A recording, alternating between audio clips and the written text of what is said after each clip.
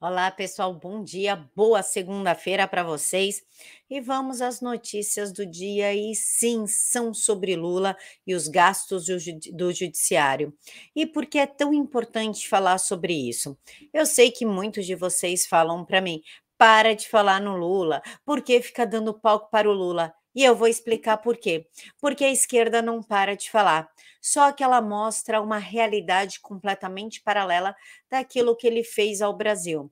Então, para a esquerda, ele é um coitadinho, um perseguido político, um cara que nunca roubou, o melhor presidente do Brasil. Oi? Se nós não rebatermos tudo isso, fica claro que vai valer a narrativa deles. E é exatamente isso que eles querem. Por isso que o STF e toda a horda de esquerda está tentando nos calar desesperadamente, justamente para que fique valendo somente a narrativa deles, e isso não é interessante para ninguém, não é interessante para o país.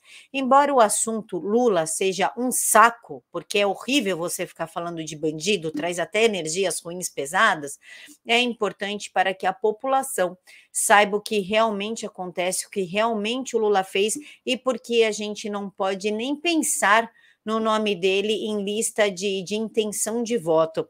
Por falar em lista de intenção de votos, eu recebi uma denúncia no canal que diz o seguinte: até o dia 1º de janeiro de 2022, nenhum instituto precisa justificar suas pesquisas no TSE.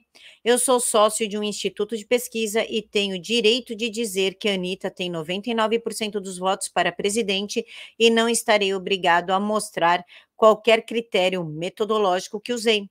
Só que tudo isso vai mudar a partir do dia 1º de janeiro de 2022. Aí será obrigatório disponibilizar toda a metodologia no TSE para a auditoria dos outros partidos. Quer apostar como os dados serão outros? É preciso denunciar essa maracutaia. Está denunciado e é por isso que nós precisamos falar quem é Lula, quem é Eduardo Leite, quem é João Dória, quem é essa horda que está querendo tomar o Brasil. E por falar em João Dória e Eduardo Leite, eles que dizem confiar tanto assim nas caixinhas eletrônicas de votação, teve um problema nas caixinhas eletrônicas de votação do PSDB, ou seja, não aguentou 50 mil votos, o que dirá milhões de votos, mas isso fica para reflexão. Vamos para as notícias do dia. Lula minimiza a proibição de manifestação em Cuba. Em entrevista, ele foi questionado sobre como via a limitação de direitos no país caribenho, e o que chama a atenção é que ele fala do tal embargos. Por que que vocês estão falando das limitações de manifestação? A gente tem que falar dos embargos dos Estados Unidos. Ora, Lula, nós sabemos que Cuba está nessa situação pelo simples motivo que ela chupinhava os países. Era apenas um carrapato chupando sangue de países como Venezuela, Brasil, Chile, e isso foi cortando. Por isso que eles estão agora, inclusive, abrindo capital, né? Permitindo empresas privadas. Porque a gente hoje tem um Bolsonaro que não vai sustentar um regime sanguinário e a Venezuela, eu não preciso nem dizer que está completamente falida. O ex-presidiário ainda disse que essas coisas não acontecem só em Cuba, mas no mundo inteiro. A polícia bate muita gente, é violenta. É engraçado porque a gente reclama de uma decisão que evitou os protestos em Cuba, mas não reclama que os cubanos estavam preparados para dar a picadinha e nem tinham seringa. E os americanos não permitiam a entrada de seringas. Afirmou isso é uma grande mentira, Lula. E se um país socialista é tão bom e tão próspero, por que que eles não tinham a seringa? Já se questionou isso? E para piorar, ele ainda emenda.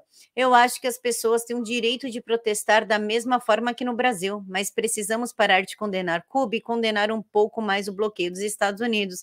Claro, por óbvio, já são anos de bloqueio e Cuba nunca se superou, nunca abriu capital, nunca abriu a economia, o livre mercado, as liberdades individuais, tudo é culpa dos Estados Unidos. É bem típico de ditador culpar o outro quando o problema está dentro da sua casa e se chama socialismo. E por falar em socialismo, as eleições da Venezuela foram violentas e claro que o ex-presidiário não abriu a boca em relação a isso. Eleições na Venezuela, chavistas matam um e deixam feridos. Testemunhas relataram presença de grupos paramilitares. E se a coisa não pode ficar mais absurda? Claro que pode, porque aqui no Brasil nós gastamos exatamente 1,3% do PIB, do Produto Interno Bruto, com gastos do judiciário. O Brasil gasta 100 bilhões por ano com o judiciário. Apesar de diminuição de despesas em 2020, valores consomem 1,3% do PIB nacional, uma das mais altas taxas do mundo, e na verdade é uma taxa mais alta do mundo, porque nós estamos inclusive acima da Alemanha nesses gastos, e olha que a justiça da Alemanha é bem mais efetiva que a gente. Aqui está os gastos de cada país com o seu judiciário.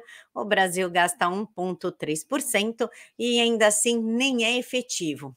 Mas houve a ideia de colocar o judiciário dentro da reforma administrativa, o que sinceramente não vai acontecer essa reforma. O próprio Lira já falou, olha, o pessoal está desanimado, não está querendo, não está articulando.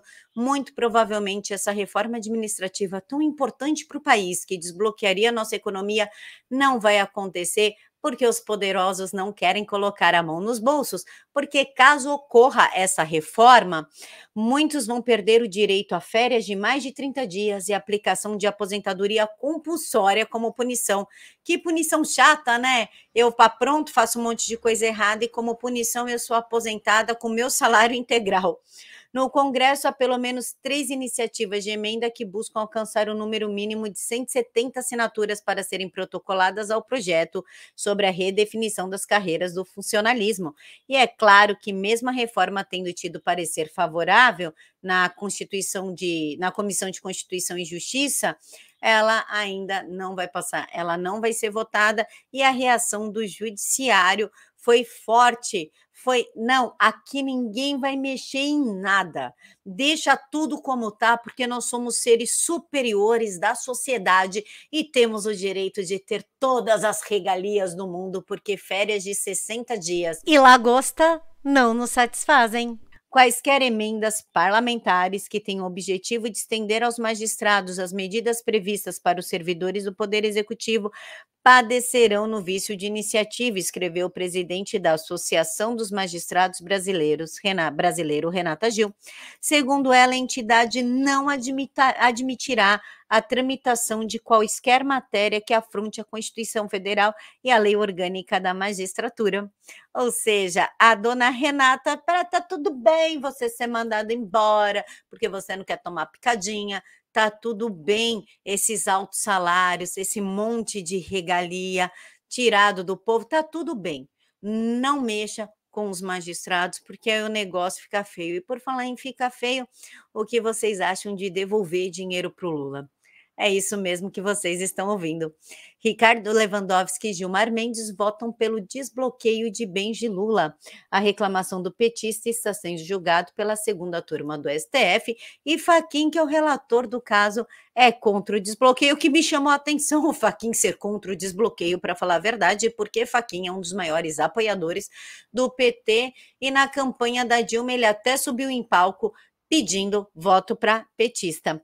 Ele tem a favor dele o desbloqueio de cerca de 3 milhões em bens do ex-presidiário e estão bloqueados ainda outros 3 milhões da ex-primeira-dama Marisa Letícia, que morreu em 2017, e fica o questionamento como uma vendedora da Avon e dona de casa tem 3 milhões de reais em herança. Não sei, eu deixo aqui para vocês comentarem e me falarem da onde que ela conseguiu 3 milhões de reais cuidando da casa e vendendo Avon. Conta aqui para mim, porque eu também quero saber esse segredo. Fiquem todos com Deus e até daqui a pouquinho.